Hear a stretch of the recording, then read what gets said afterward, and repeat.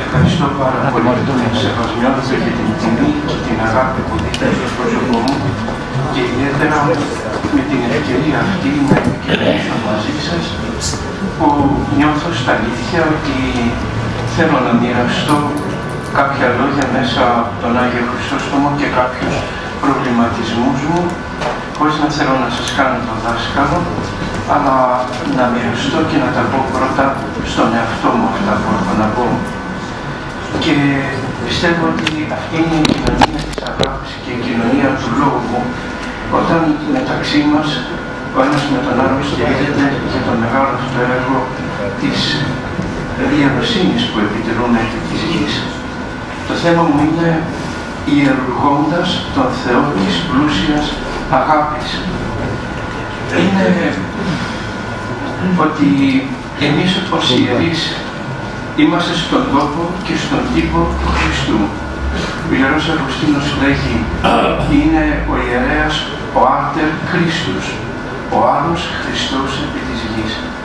Μεγάλο αξίωμα το να κουβαλάμε εμείς το πρόσωπο του Χριστού, να είμαστε στον τόπο και στον τύπο του Χριστού.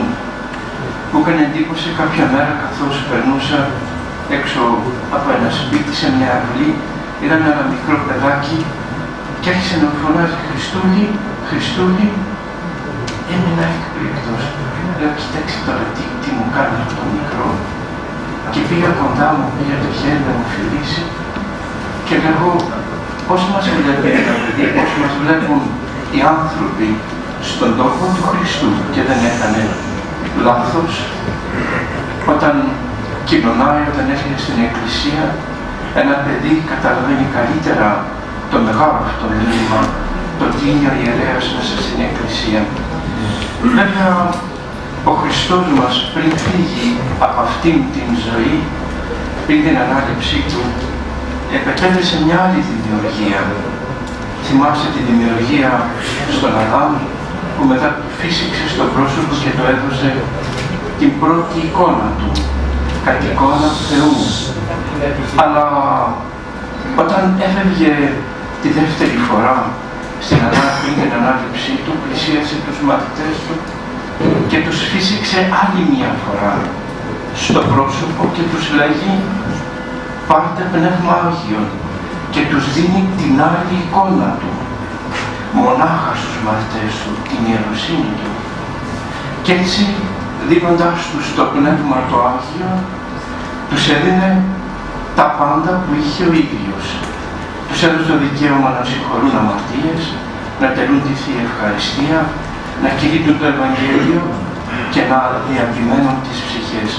Το τρισόν αξίωμα του Χριστού δόθηκε στα αλήθεια στους μαθητές. Και έτσι πραγματικά ο κάθε χριστιανός, ο κάθε ιερέας, είναι όντως στον τόπο του Χριστού και στον τύπο του Χριστού.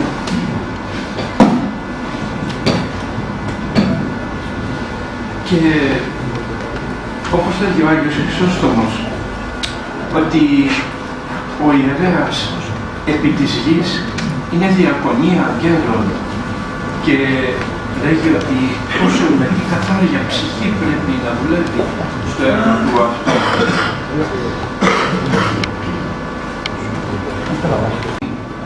Ο ιερέας πρέπει να προσφέρει όλη του την αγάπη απέναντι στους ανθρώπους, δίνοντας αυτήν την αγάπη του Χριστού. Μια αγάπη που περιέχει την αλήθεια. Η αγάπη συγχαίρει την αλήθεια. Και μόνοι μας το ξέρουμε ότι ο Θεός μιλάει στους ανθρώπους μέσα από το πρόσωπο του ιερέως. Το Ευαγγέλιο δεν είναι κάτι απλό το οποίο θα το διαβάσει κάποιος, ένα ψυχρό κήρυγμα, ούτε ένα απρόσωπο το Ευαγγέλιο. Το Ευαγγέλιο δίνεται στους ανθρώπους μέσα από το πρόσωπό μας. Και δεν είναι ότι Εμείς πετυχούμε τους ανθρώπους μέσα από το ίντερνετ και μέσα από τα βιβλία μόνο, αλλά το πρόσωπό μας είναι αυτό που μεταφέρει το Λόγο του Θεού. Αυτή η ζωντανή ιεροσύνη, το ζωντανό πρόσωπο του Χριστού, εμείς το εκφράζουμε στους ανθρώπους.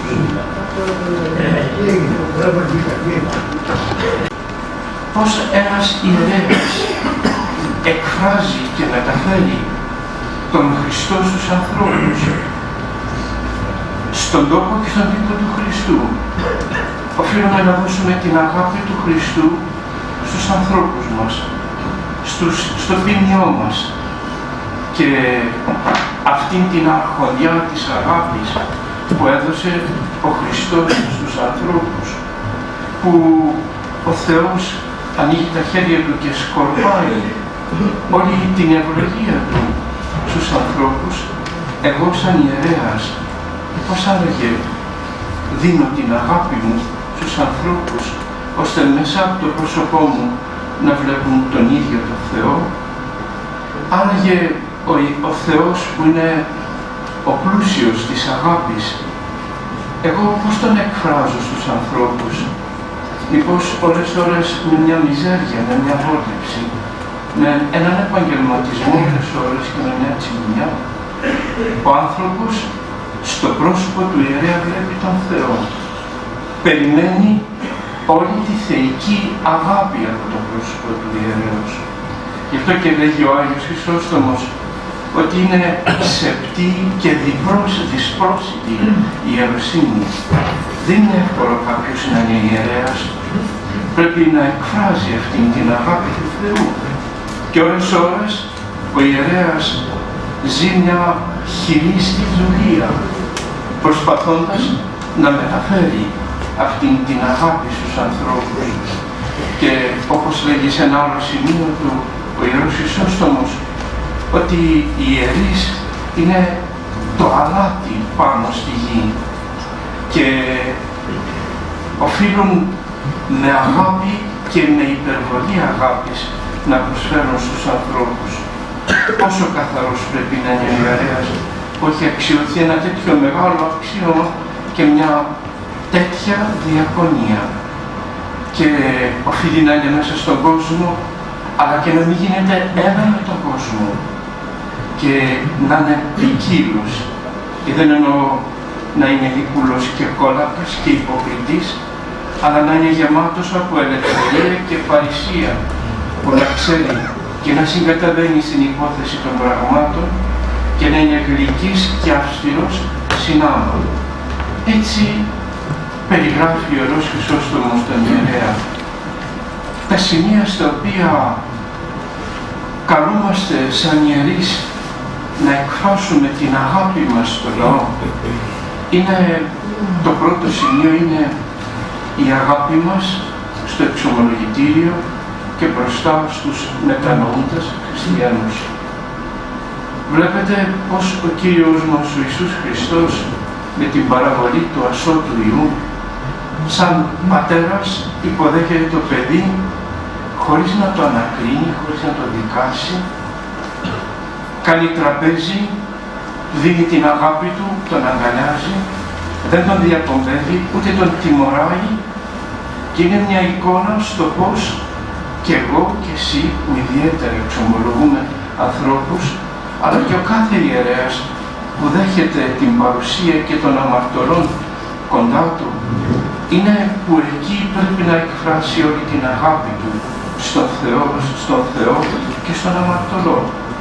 Μέσα στη Μεγάλη Εβδομάδα βλέπουμε το αποκορύφωμα της μεγάλης αγάπης του Θεού. Ο Κύριος δέχεται τον Πέτρο που αμαρτάνει, 3 φορές τον αρνείται, ουκείδε τον άνθρωπο, και την 3η φορά λέγει μια όμορφη λεπτομέρεια ο Ευαγγελιστής Λουκάς, ότι ψηλά που ήταν και ανακρίνονταν ο Χριστός στο σπίτι του Άννα και του Καϊάφα, γύρισε και τον είδε κατάματα τον Πέτρο την 3η φορά, και αντάμωσαν τα μάτια του Πέτρου και τα μάτια του Χριστού. Δεν του μίλησε, ήταν γλυκύτατη αυτή η παρουσία του Χριστού με τα μάτια του, σαν να του έλεγε «Συ μπορείς να με αρνείσαι, αλλά εγώ είμαι κοντά σου και περιμένω την μετάνοιά σου». Και βλέπετε πως ο Πέτρος ανταποκρίθηκε σε αυτό το βλέμμα της αγάπης του Χριστού με το κλάμα του και τα δάκρυά του. Βγήκε και έκλαψε πικρός. Είναι η αγάπη του Χριστού που τη βλέπει κανείς έτσι μέσα από τα μάτια του, που οδηγεί στην μετάνοια τον Πέτρο και τον αποδέχεται σαν μαθητή του και πάλι. Βλέπει κάποιος μέσα στις μέρες αυτές μια πόρνη να γίνεται μαθήτρια του Χριστού και να ακούει τους ύμνους της Μεγάλης Τετάρτης σε μια όμορφη σύγκριση, ότι μια πόρνη γίνεται μαθήτρια του Χριστού και ένας μαθητής γίνεται προδότης, ο Ιούδας, σε έναν όμορφο γυρισμό μέσα από τα τροπάρια. Είναι οι εκπλήξεις της Μεγάλης Εβδομάδος, στην οποία βλέπουμε τη μεγάλη αγάπη του Χριστού στον αμαρτωλό, που αν ανεβώ πάνω στο σταυρό πάντας ελκύσω πρόσωπο. Και βλέπουμε και έναν ληστή που γίνεται ο πρώτος κάτοικος του παραδείσου, που κλέβει τον παράδεισο, όπως λέει ο Ιερός Χρυσόστομος, με τη μετάνοιά του. Έτσι οφείλουμε να δούμε πως ο Χριστός φέρεται τη Μεγάλη Εβδομάδα, πως ο Κύριος μέσα στη ζωή του φέρθηκε, πως χαρά γίνεται στον ουρανό, πως ο Κύριος δέχεται όλους τους αμαρτωλούς, πηγαίνει στο σπίτι του Ζακχαίου, τους μόνους που αποστράφηκε ο Χριστός και είπε τα μεγάλα ουέ, και το ακούμε τη Μεγάλη Εβδομάδα, ήταν οι Φαρισαίοι. Δεν τους ήθελε και τον κατηγορούσαν και του λέγανε ότι είναι φίλος των τυλουτελωνών και των πορνών. Είναι ο Χριστός της αγάπης. Εγώ σαν ιερέας απέναντι σε όλους τους αμαρτωλούς, τους ανθρώπους που έρχονται πιεσμένοι από το βάρος των αμαρτιών, που τους ελκύει ο σταυρός του Χριστού και η Μεγάλη Εβδομάδα με την κατάνοιξή τους και ψάχνουν κάπου να αποθέσουν τον εαυτό τους, να πούνε το βάρος των αμαρτιών τους. Εμείς πώς το δεχόμαστε? Ασφαλώς όχι με μια νομικίστικη αντίληψη, ούτε με μια δικαστική συμπεριφορά, ούτε με μια βιασύνη που είναι ο θάνατος της κατάνοιξης και της αγάπης, ούτε σαν μια ανάκριση, ούτε με μορφασμούς απογοήτευσης γιατί έκαναν μεγάλες αμαρτίες, αλλά με μια αγάπη. Έρχεται ο κάθε αμαρτωλός για να αποθέσει τον εαυτό του, τρέμει για τα λάθη του, απέχει από το ποδήλιο της ζωής, θέλει να βρει ξεκούραση. Εγώ πόσο βασικό πράγμα πρέπει να του δείξω την αγάπη του Χριστού. Οφείλω σαν ιερέας να του εκφράσω αυτήν την αγάπη του Χριστού, πως τον δέχεται. Και όχι με έναν καθοσπρεπισμό, ούτε να βάλουμε τις αμαρτίες του σε έναν υπολογιστή και να βάλουμε τις τιμωρίες του. Δεν έρχεται ένας χριστιανός για να τον τιμωρήσουμε με την εξομολόγηση που κάνει. Έρχεται για να του δώσουμε την αγάπη του Θεού. Και ο ιερέας δεν έχει νόμο, ούτε δρεπάνει για να πάρει κεφάλια, ούτε να τον αποδιώξει, αλλά ούτε και να του πει μετά από 2 χρόνια έλα να κοινωνήσεις. Δεν είναι τρόπος.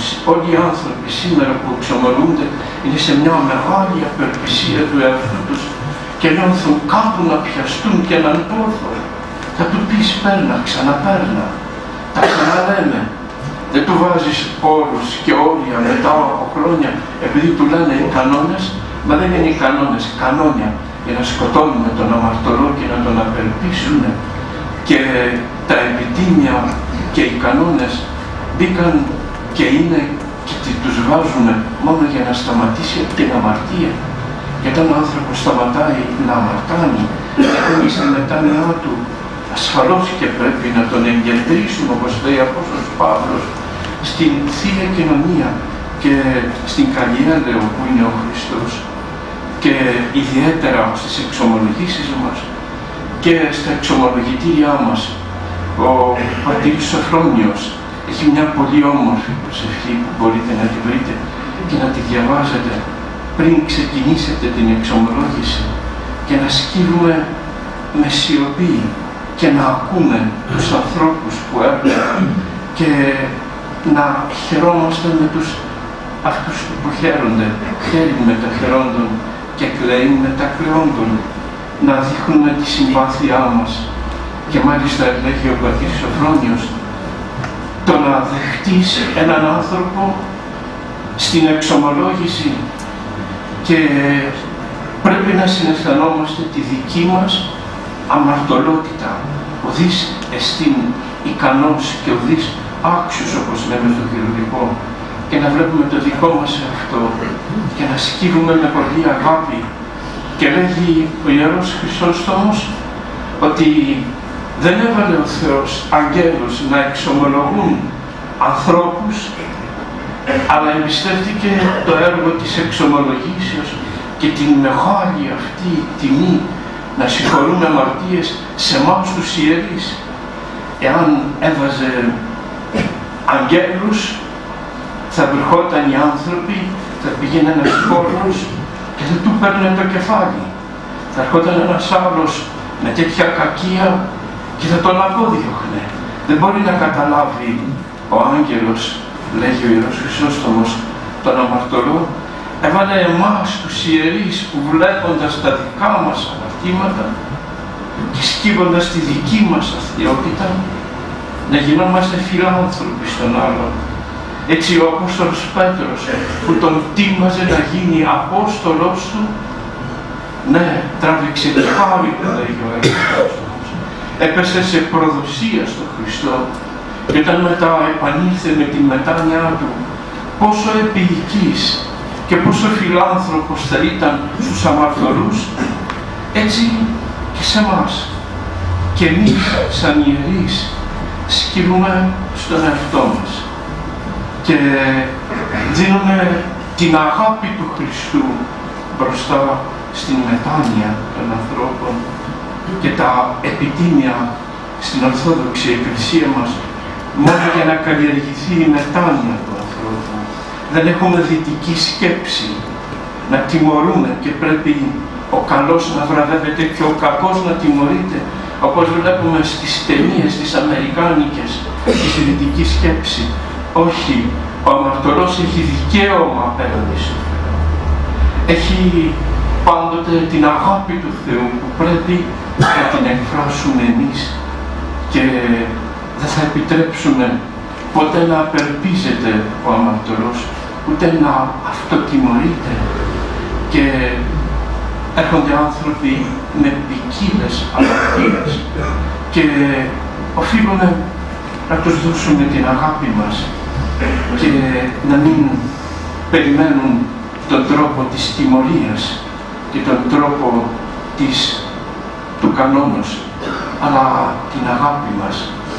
Έρχονται άνθρωποι για πρώτη φορά να εξομολογηθούν και έχουν αυτοτιμωρηθεί χρόνια να μην κοινωνούν. Εμείς δεν θα τους προσθέσουμε άλλα 2 χρόνια για να μην κοινωνήσουν. Τους απελπίσαμε. Η Αγία Μαρία, η Αιγυπτία, εξομολογείται το βράδυ και ο Άγιος Ζωσιμάς τη δίνει την άλλη μέρα να κοινωνήσει για να μην απελπιστεί. Δεν είναι εύκολα πάντοτε να κρατάμε κανόνες και κανόνια απέναντι στους αμαρτωλούς και όταν έρχεται ο άλλος και με τα δακρύων και απελπισμένος σου λέγει την αμαρτία του, δώσ' του τη χαρά, ολοκλήρωσε την μετάνοιά του με την προσφορά της Θείας Κοινωνίας. Τότε το μυστήριο της Θείας Εξομολογήσεως ολοκληρώνεται όταν έρχεται και το μυστήριο της Θείας Ευχαριστίας. Άλλο αυτός που έρχεται για πρώτη φορά, θα του δώσουμε τη χαρά της συμμετοχής του τη Μεγάλη Εβδομάδα με τον Θεό, να κοινωνήσει τον Θεό. Κι άλλο εκείνους που είναι μες στην Εκκλησιά, που ξέρουν από εξομολόγηση, και αυτούς θα τους παιδαγωγήσουμε, δεν θα τους τιμωρήσουμε, θα τους βάλουμε τρόπο για να τους βοηθήσουμε. Και δεν μπορεί κάποιος να κοινωνά των αχράντων μυστηρίων μονάχα όταν παραμένει στην αμαρτία, που τον αποκόπτει από τη Θεία Κοινωνία, μόνος του αποκόπτει. Και όταν μένει μόνιμα στην ίδια αμαρτία του, επί το ίδιο εξέραμα, και σαν το σκυλί που γύρισε και τρώει το ξέραμά του, και σαν το γουρούνι που μόλις το πλυναν και ξαναμπεί στο Βόργορο, όπως λέει ο Απόστολος Πέτρος. Αυτούς θα πρέπει να τους εμποδίσουμε να κοινωνούν, αλλά τους μετανοούντες, τα δάκρυά τους, που έλεγα χθες, ότι τα δάκρυα ενός αμαρτωλού εν ώψη της Μεγάλης Εβδομάδος είναι το αίμα της καρδιάς σου, εισάξιο με το αίμα των μαρτύρων. Είναι τα δάκρυα του αμαρτωλού την ώρα που είναι μπροστά στο εξομολογητήριο. Ασφαλώς τους εποχιακούς χριστιανούς που εξομολογούνται για να πάρουν μια ευχή, θα τους πούμε δεν είναι έτσι τα πράγματα και θα τους παιδαγωγήσουμε.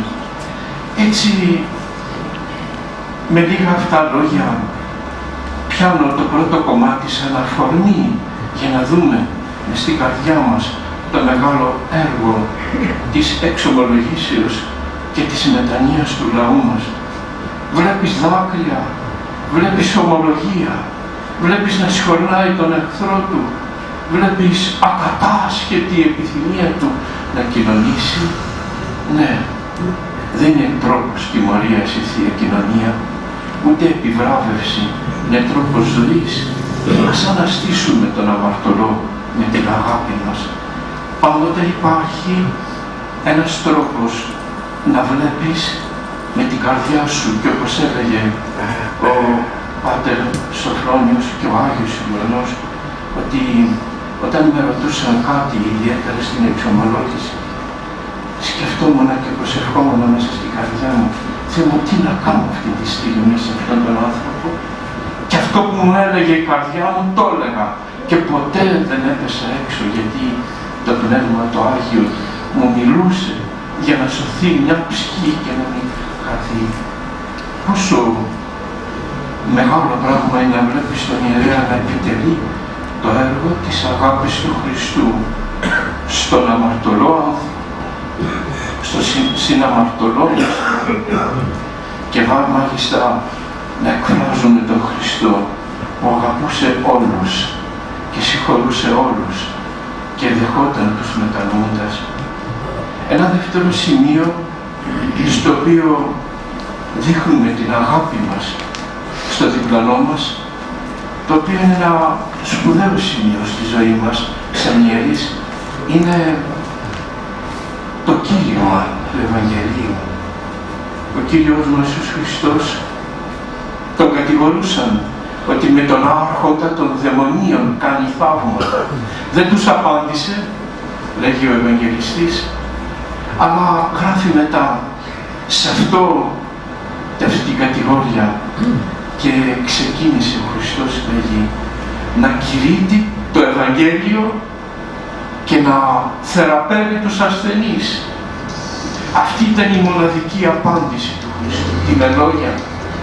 Ο Λόγος του Θεού που ανέστελε τους ανθρώπους στην εποχή του, που είναι ζωήλιτος ο Λόγος, είναι ζωντανός του Χριστού, και τα θαύματα του ήταν η απάντηση.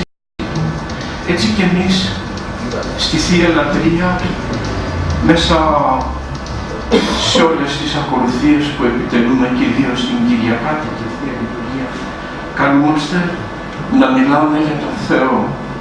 Καλούμαστε να δίνουμε αυτή τη μεγάλη αγάπη, το Λόγο του Θεού στους ανθρώπους μας. Ο Ιερός Χρυσόστομος έλεγε, εσύ ο ιερέας είσαι δάσκαλος. Οφείλεις να σπέρνεις κάθε μέρα και ονομάζεσαι άγγελος. Δεν λέγεις τα δικά σου, ούτε καταφρονείς κανέναν, αλλά αυτός που σε χειροτώνησε ο Θεός σου έδωσε και αυτή την ιερουργία να μιλάς το Ευαγγέλιο στους άλλους, και μπορεί ο κόσμος να βιάζεται, να μην θέλει. Μπορεί να έχουμε τον πειρασμό των ανθρώπων εξωτερικά και να γινόμαστε εχθροί αληθεύοντες, όπως λέγει ο Απόστολος Παύλος, για ένας εχθρός αληθεύων, σας μιλάω και μου ορμάται. Και μπορεί μερικές φορές να μας απελπίζουν οι άνθρωποι. Αλλά εμείς σαν ιερείς, έχοντας αγάπη στους ανθρώπους, δεν είμαστε τσιγκούνιδες στο να μιλάμε για τον Θεό στο διπλανό μας. Και μέσα από εμάς μιλάει ο Θεός. Λάλη Κύριε και ο δούλος σου ακούει, λέμε κάθε φορά που πάμε να μιλήσουμε. Και έχουμε το στόχο μας. Πώς να αρέσουμε στον Θεό μιλώντα και πώς να έχουμε δύναμη στους άλλους ανθρώπους με τον λόγο μας. Ναι, πώς είναι δυνατόν να τελέσουμε μια Θεία Λειτουργία χωρίς να πούμε δύο λόγια, χωρίς να διαβάσουμε δύο λόγια για όσους δεν μπορούν να πούν από στήθους. Υπάρχουν τόσες ευκαιρίες και κηρύγματα από την Μητρόπολη, από παντού.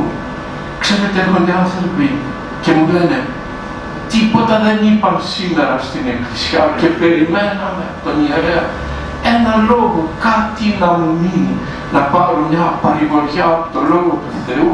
Ξέρετε τι μεγάλη ζεστασιά είναι ένας λόγος του Θεού στους ανθρώπους που έρχονται την Κυριακή, δεν κοινωνούν σώμα και αίμα Χριστού, πολλοί από αυτούς να κοινωνήσουν του Λόγου. Όπως κάποιος με έπιασε και μου λέει μετά από το κήρυγμα, μας αισθάνεται την καρδιά. Καλά, εγώ δεν κάνω τίποτα. Ο Θεός μιλάει, τα λέγω πρώτα στον εαυτό μου και μετά στους ανθρώπους. Και έτσι οφείλουμε, κι αν ακόμα μας λέγουν φορτικός μας έγινες, πολύ μιλάς, μας άργησες, απόστηθη συμβουλεύων, έλεγαν στον Άγιο Ιερόξος μου, και τι καταφέρνεις, τους μιλάς, ποιος ακούει, είναι λόγια απελπισίας για έναν ιερέα που πρέπει να μιλάει για τον Θεό. Είναι η αγάπη του εκεί στο Λόγο του Θεού. Το έλεγαν, κήρυξε στον Ιερό Χρυσόστομο σε μια περίσταση και όλοι βγήκαν από την εκκλησία και πήγαν στα καρναβάλια, πήγαν στα γράντια που έκανε τότε η Βασίλισσα, η Ευδοξία, και του λένε ποιος άκουσε, τι ταλαιπωρείσαι να μιλάς παράτα τους, και τους λέγει ο Ιερός Χρυσόστομος, εγώ ποτέ δεν θα σας αφήσω να με απελπίσετε να μιλάω για τον Θεό, γιατί και αυτοί που φύγαν και ακούσαν λόγο, περιμένω τη μικρή καρποφορία πια, του λένε, πήγανε, αμαρτάνανε και μέσα τους η συνείδηση τους έφερε τα λόγια μου. Και κάποια μέρα αυτό είναι η αρχή της σωτηρίας τους. Λες ένα λόγο, δεν ακούνε. Κι όμως μετά θα καρπίσει αυτός ο λόγος σου, γιατί δεν πάει ούτε ένας λόγος χαμένος από αυτά που λέγεις. Και έτσι ταχθήκαμε για να μιλάμε για τον Θεό. Και έχουμε πάνω μας από τον Θεό όντως τον μισθό μας απειρτισμένο. Και έλεγε, εγώ, και είναι ένας λόγος που θέλω να μας μείνει, αδελφοί μου, ότι είμαι αχόρτατος, ακόρεστο σημείο για να σας μιλάω. Δεν θα σταματήσω να σας μιλάω για τον Θεό παντού και όπου και αν βρίσκομαι, ευκαιρός, ακέρος, και μακάρι να μπορούσα να κοβώ μόνο σε μύδια κομμάτια και να ήμουν και στο τραπέζι σας και τα βράδια σας για να σας μιλάω, και αν μπορούσα να ανεβώ πάνω σε μια κορυφή προφητικά για το ραδιόφωνο, τα έλεγε ο Ιερός Χρυσόστομος, και από εκεί να μιλάω και να μ' ακούτε όλοι. Δεν θα σταματήσω σαν ιερέος να σας μιλώ, και μόνο θα μου κλείσετε το στόμα μου εάν με πετάξετε από αυτήν την αρχή και από αυτό το θρόνο που βρίσκομαι. Η αγάπη μου σαν ιερέας απέναντι στον Θεό, στους ανθρώπους, είναι στο λόγο που θα πω στον άνθρωπο που ψάχνει με πείνα για να ακούσει λόγο Θεό. Αυτή είναι η ιεροσύνη μου, λέγει ο Ιερός Χρυσόστομος. Να κηρύττω και να καταγγέλω και να προσφέρω αυτήν την θυσία. Και μαχαίρι μου είναι το Ευαγγέλιο, του κηρύγματος ο λόγος. Όσο αγαπούσε ο Ιερός Χρυσόστομος να μιλάει για τον Θεό, ψάχνουν οι άνθρωποι. Μας βρήκε, ερχόμαστε με έναν ιερέα εδώ στην πλατεία και μια κυρία κι άλλοι δυο ιερείς περνάνε με ένα χαμόγελο με τα μάτια της, σαν να έπαιρνε μια ελπίδα στην αρχή της ημέρας της, βλέποντας τους ιερείς. Είμαστε ζωντανός λόγος και το ράσο που φοράμε είναι ζωντανά τα μάτια μας στους ανθρώπους που ψάχνουν ένα λόγο για να παρηγορηθούν. Εγώ τσιγκουνεύομαι, δεν αγαπώ. Ο Θεός της πλούσιας αγάπης που μιλούσε και ο λόγος ανάστανε και εμείς τι μαζευόμαστε, όπως ένας βασιλέας του 16ου αιώνα στη Γαλλία σκέφτηκε να κάνει ένα πείραμα ποια είναι η γλώσσα των ανθρώπων η μητρική, και όταν γεννήθηκαν κάποια βρέφη, αμέσως τα πήγε σε ένα σπίτι και έβαλε γυναίκες να τα μεγαλώνουν χωρίς να τους μιλάνε καθόλου, θέλοντας να ακούσουν τι θα μιλήσουν τα παιδιά, ποια γλώσσα θα εκφράσουν, τι θα τους βγει. Ένας βρώμικος προβληματισμός. Και πέρασαν οι μήνες και πήγαινε να γίνει χρόνο και τα παιδιά απορούμε, πέθαναν όλα. Ο λόγος είναι αυτός που κρατάει το παιδί αναστημένο. Ο λόγος μας ανασταίνει τους ανθρώπους. Αν αγαπώ, μιλώ. Αλλήμωνό μου, εάν δεν ευαγγελίζουμε στους ανθρώπους. Και ένα τελευταίο σημείο, θα είμαι πιο σύντομος, είναι ότι εμείς σαν ιερείς είμαστε οι ιερουργοί και του μυστηρίου της Θείας Ευχαριστίας. Ο Κύριος είναι αυτός που τέλεσε το μυστικό δείπνο. Στο θρόνο του Χριστού είμαστε εμείς ιερείς και τον διαλεκτήκαμε.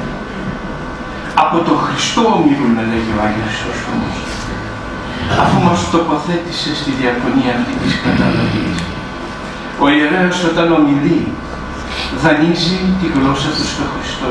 Όταν τελεί τα μυστήρια, δανείζει το χέρι του στο Χριστό.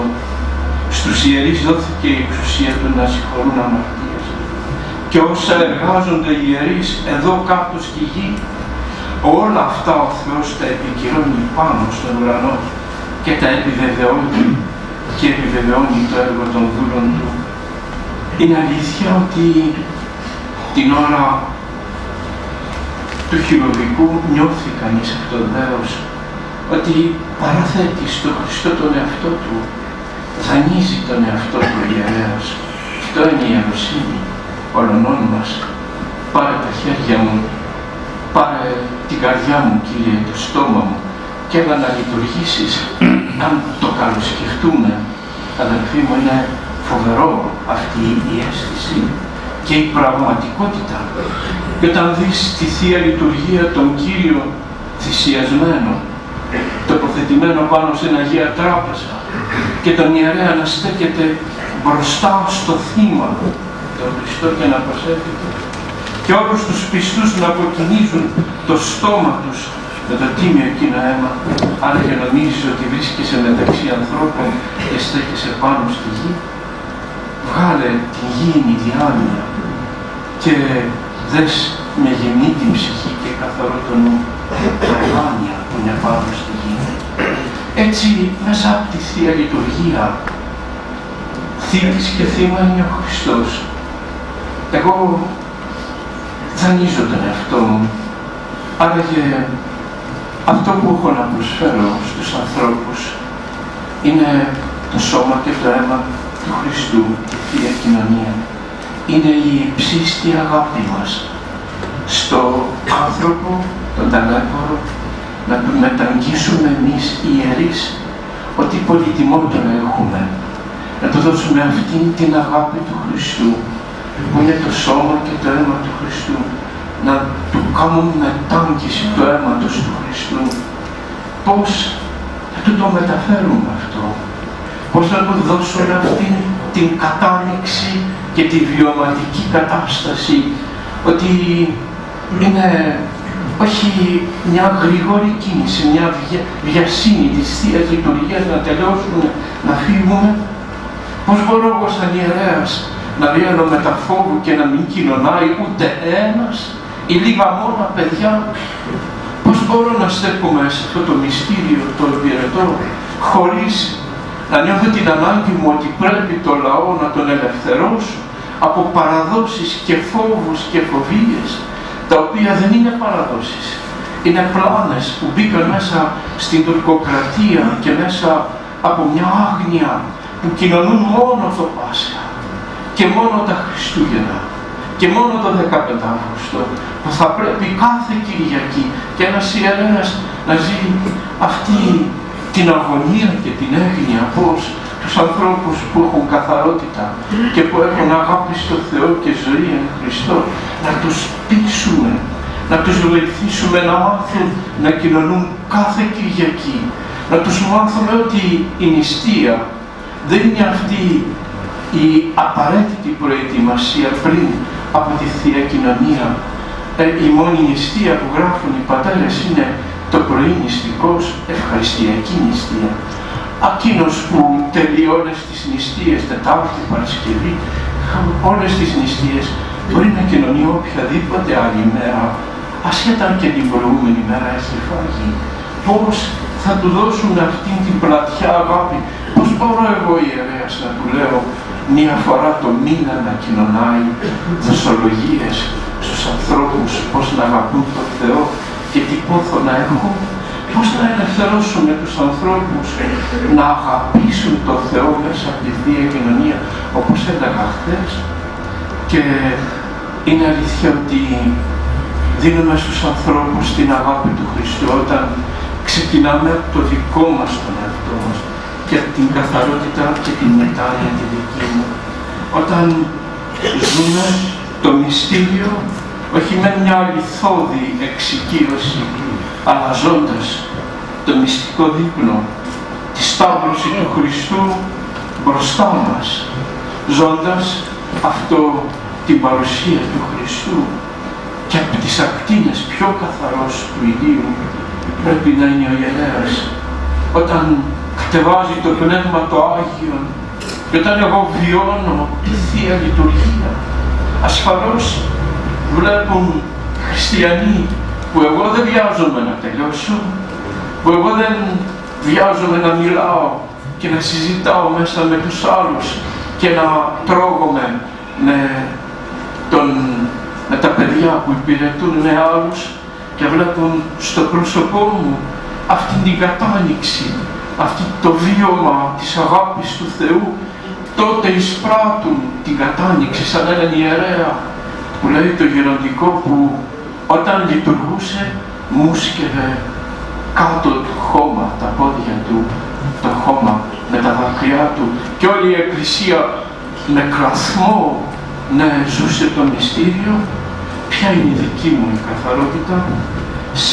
Εσύ λοιπόν δεφύτης με το να παρευρίσκεσαι στην Ιερά Τελετή με τέτοια ψυχή και να έχεις ντυμένα λιπαρά τα ρούχα σου και μάλιστα δεν είσαι ιερέας που να φοράς των λαμπρών χιτονίσκων Αγίου Ιεροσυχτός, τα ωραία σου άμφη και να καμαρώνεις.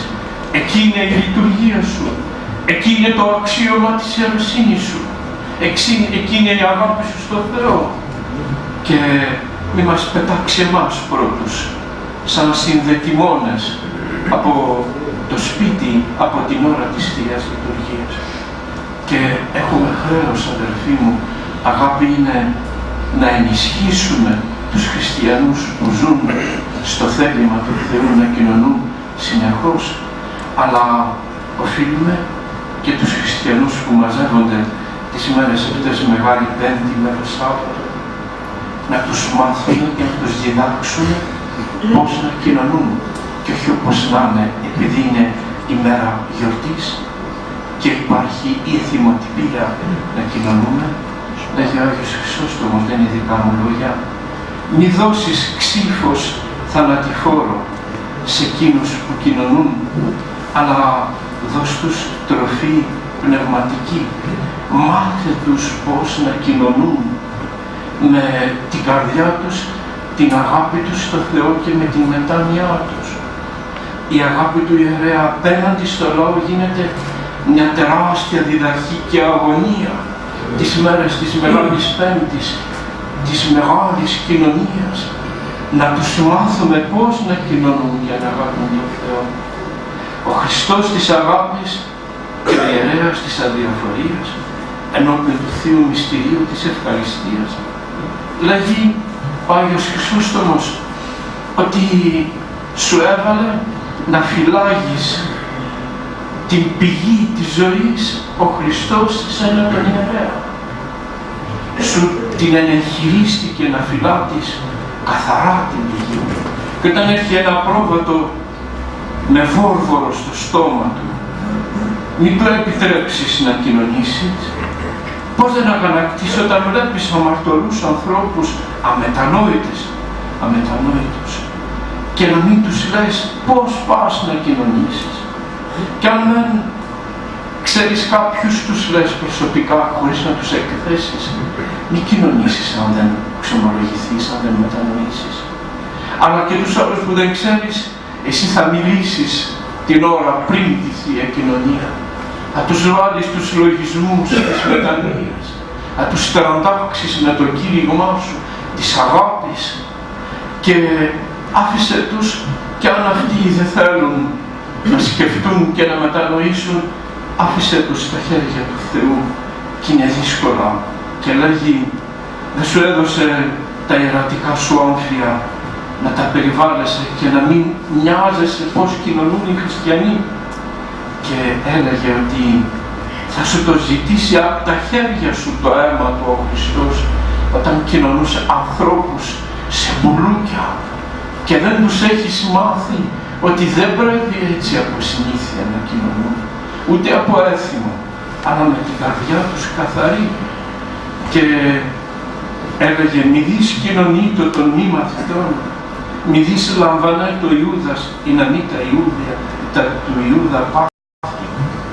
Και μάλιστα μη φοβηθείς να πεις στους ανθρώπους ότι δεν πρέπει να κοινωνούν άλλες μετανοίες. Και αν ξέρεις ότι κάποιος έρχεται με ηταμότητα να κοινωνήσει και είναι και έπαρχος και είναι βασιλιάς και όποιος και να είναι, να τον εμποδίσεις. Εσύ είσαι ανώτερος. Και αν φοβάσαι να μιλήσεις και να διώξεις που έρχονται εκείνους που με μεγάλη υποκρισία και εθνοτυπικότητα έρχονται να κοινωνήσουν, πες μου εμένα, καλύτερα να πεθάνω παρά να αφήσω αυτούς να μαγαρίζουν τον Χριστό και παραπάνω μαγαρίζουν την καρδιά τους με μια συνήθεια και έλλειψη πίστεως σε αυτό που κάνουν. Και αφού μίλησε έτσι στους ιερείς με τέτοια αυστηρότητα, δείχνει τους τόνους ο Ιερός Χρυσόστομος και λέγει, ναι αδελφοί, δεν σας τα λέγω αυτά για να τους πετάξουμε έξω. Έρχονται με έναν πόθο να κοινωνήσουν, ιερό πόθο μέσα τους. Τους μπρόχνει στο αθάνατο νερό, η καρδιά τους ξέρουν που είναι η πηγή, όμως να τους μάθουμε πώς να κοινωνούν. Και τους λέει, δεν σας τα λέγω αυτά για να τους εκτέμνουμε, αλλά για να τους διορθώσουμε, να τους επαναγάγουμε και να τους επιμερηθούμε. Και έτσι ο ιερέας στέκεται σιωπηλός, μας πιάνει το κλάμα, τα δάκρυά μας, λέμε τώρα τόσος κόσμος σμπρώχνεται. Και λέγει ο Άγιος Χρυσόστομος από συνήθεια, να κλωτσάνε, να σβρώχουν, να κοροϊδεύουν, ποιος θα πει πρώτος, ποιος ταραχή γεμάτη. Εγώ πώς θα κάνω, πώς να φερθώ, οφείλουμε να βάλουμε σε μια τάξη και σε μια σειρά. Πρώτα τα παιδάκια να κοινωνήσουν, θα μας ακούσουν, μας γίνουμε και κακοί με τον λόγο μας.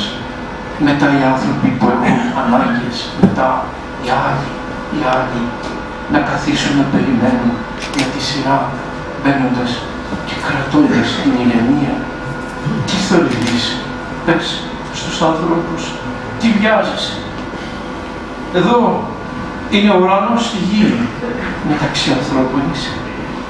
Και καθώς επίσης παροτρύνει και τη συνεχή Θεία Κοινωνία, που σας είπα και χθες, και είναι αγάπη του ιερέως και είναι υπόθεση του ιερέως όταν θα δει τους χριστιανούς να γεμίζουν την Εκκλησιά και να κοινωνούν με ένα έκπληκτος στις προηγιασμένες μετά από χρόνια κηρύγματος στην ενορία του ζώου και κηρύττω στις προηγιασμένες τις Τετάρτες.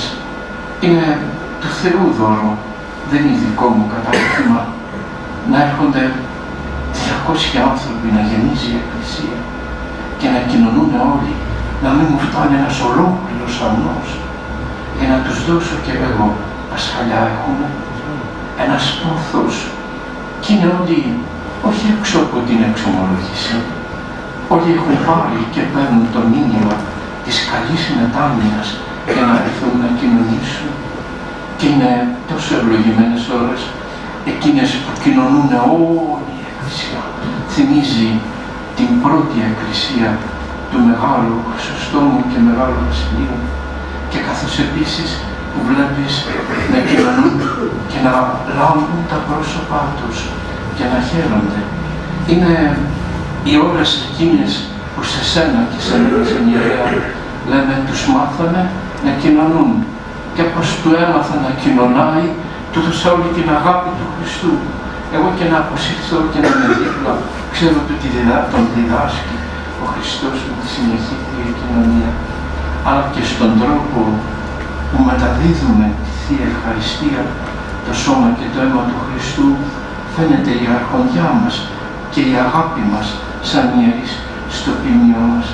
Μου λέει ένα ζευγάρι, πάτερ, έβλεπα στη Θεία Κοινωνία έρχονταν όλοι και είχαμε μείνει μόνο εμείς και κάποιοι άλλοι που δεν κοινωνήσαμε και τράβηκαν. Τι όμορφος ο λόγος αυτός, και εγώ να μπορώ να κοινωνώ, και εγώ να πω στο Θεό να το. Και μάλιστα, αδελφοί μου, η αρχοντιά μας είναι και πώς κοινωνούμε. Έτσι, συγχωρέστε μου θα πω, σε πολλές εκκλησίες βλέπω να βγάζουν ένα πολύ μικρό αμνό στη Θεία Κοινωνία, και ιδιαίτερα όταν έχουν πολλούς χριστιανούς να κοινωνήσουν. Και ο ιερέας βιάζεται και τελειώνει και κοινωνάει με ένα πολύ μικρό ψυχουλό σώματος Χριστού και με λίγο αίμα, όσο προλαβαίνει ο χριστιανός να γλύψει το κουτάλι. Και στα αλήθεια είναι Χριστός εκεί που παίρνει, δεν αμφισβητώ, αλλά σκέφτηκες πως αν βγάλεις ένα μεγαλύτερο αμνό και το προετοιμάσεις και κόψεις μερίδες. Έλεγα σε κάποιους, εγώ ετοίμασα μερίδες και δεν κοινωνήσατε. Και να βάλεις τις μερίδες μέσα στα γιοπότηρο και να έχεις ένα μεγάλο γιοπότηρο με γλυκύτατο το αίμα του Χριστού και να δίνεις μερίδα. Δεν λέω τεράστια να μην χωράει στο στόμα, όπως πολλές φορές το παθαίνουμε από χαρά για να δώσουμε χαρά στους χριστιανούς. Μια όμορφη μερίδα. Χριστός στο στόμα του, να το μασίσει, να γλυκάνει το στόμα του, αφού ο Χριστός μέσα από τον άρτο και το κρασί είναι κρυμμένος μέσα εκεί, όλο το τεθεωμένο σώμα και αίμα του Χριστού, και μας προσφέρει το σώμα του και το αίμα του εν είδη άρτου και ίνου. Γιατί να μην δίνουμε και μια ποσότητα μεγαλύτερη? Αυτό που δημιουργεί και σε σένα μια ασφάλεια, για να νιώθει ότι πήρε στην κοινωνία. Μου λέγε κάποιος, πάτερ, μου έδωσε τόσο λίγο, ούτε που το γεύτηκα, μπορείς να με ξαναδώσεις πάλι να κοινωνήσω? Τράπηκα. Είναι που εμείς πολλές φορές το κάνουμε, και ο χριστιανός δικαιούται με το σώμα και το αίμα του Χριστού που παίρνει μέσα του. Και όπως λέγει ο Άγιος Μακάριος Αιγύπτιος, βλέπεις η μάνα φυλάζει. Αίμα είναι αυτό που δίνει, αλλά που στο τέλος πριν βγει το μαστό της μάνας χρωματίζεται σε λευκό. Έτσι είναι σαν γάλα, έτσι είναι και το σώμα και το αίμα του Χριστού. Το παίρνουμε σε ψωμί και κρασί γλυκό, αλλά είναι σώμα και αίμα Χριστού. Μου έκανε μια εντύπωση, όπως έλεγα χθες, που ένα παιδί μου λέει, θα μου δώσεις μεγάλο Χριστό την ώρα της κοινωνίας. Και όπως ένα άλλο παιδάκι από την εμπειρία, κοινώνησε από έναν άλλον ιερέα, εκείνος φοβήθηκε που έδωσε λίγο και έλεγε τη μάνα του, θα με πας στον άλλο τον παπά που είναι με τα λουλούδια πάνω του με την στολή. Θέλω να κοινωνήσω. Και εγώ δεν κατάλαβα, το ξανάφερε η μάνα του και του έδωσα, το ξέρω ότι παίρνει. Και χάρηκε το παιδί γιατί γεύτηκε αυτή την γλυκύτητα έστω και στο στόμα του. Είναι σώμα και αίμα Χριστού. Και όπως ένα χριστιανό τον του έδωσα, δεν είδα μεγάλη. Τον βλέπω να ξεσπάει και να λέει τι όμορφα, τι γλυκά, τι ευλογημένα. Τελείωσα αδερφοί και όπως λέγει ο Ιερός Χρυσόστομος, εμείς οι ιερείς ταχθήκαμε για να κάνουμε μεγάλα πράγματα, για να δώσουμε τη μεγάλη αγάπη του Χριστού στους ανθρώπους μας, με την υποδοχή των μετανοούντων, με το λόγο μας, με τη Θεία Ευχαριστία. Και η ζωή, η δική μας, είναι δοσμένη στους ανθρώπους. Και ας προσευχόμαστε ο ένας για τον άλλον, ώστε ο Θεός να μας δίνει αυτήν την αγάπη Του και για να μπορούμε να δίνουμε κι εμείς την αγάπη αυτή στους άλλους ανθρώπους που την περιμένουν και τη θέλουν. Αμήν.